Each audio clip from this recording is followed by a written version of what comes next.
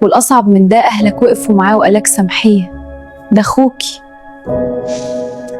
بنت أمريكية بتحكي وبتقول: تخيلوا أخوكي سرق فلوسك اللي كنتي بتوفريها لفرحك واداها لعشيقته. أنا بنت عندي 27 سنة، بقالي سنين بشتغل وبوفر فلوس عشان أتجوز وأعمل فرح بسيط.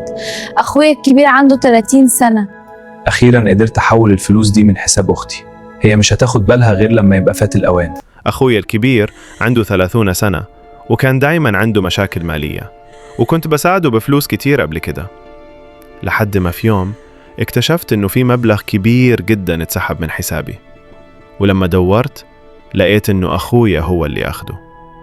كان معاه الباسورد بتاع الحساب، والأسوأ إنه ما خدش الفلوس عشان مشكلة كبيرة ولا دين، هو اداها للبنت اللي كان بيخون مراته معاها.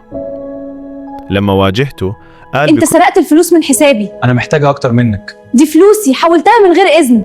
طبعاً مراته عرفت وسبته ورفعت عليه قضية، لكن الصدمة الحقيقية كانت رد فعل أهلي. بدل ما يقفوا معايا ويطلبوه يرجع فلوسي، قالوا لي: ده أخوكي غلطة وهيرجعها، متكبريش الموضوع. أنا رفضت تماماً وقطعت علاقتي بأخويا وبأهلي كمان، ما بقتش بزورهم ولا بتكلم معاهم.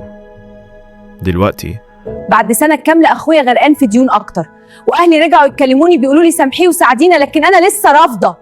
وهم شايفين إني قاسية وإني مش بنت كويسة. قولولي بصراحة في الكومنتات، أنا غلطانة إني قطعت علاقتي بيهم ورفضت سامح، ولا هم اللي غلطانين عشان وقفوا مع اللي سرقني؟ لو كنتوا مكاني كنتوا هتعملوا إيه؟ اكتبوا رأيكم في التعليقات دلوقتي، هرد على أحسن التعليقات في الريل الجاي. ولو القصة لمستكم اعملوا لايك واشتركوا في القناة عشان حكايات حقيقية أكتر.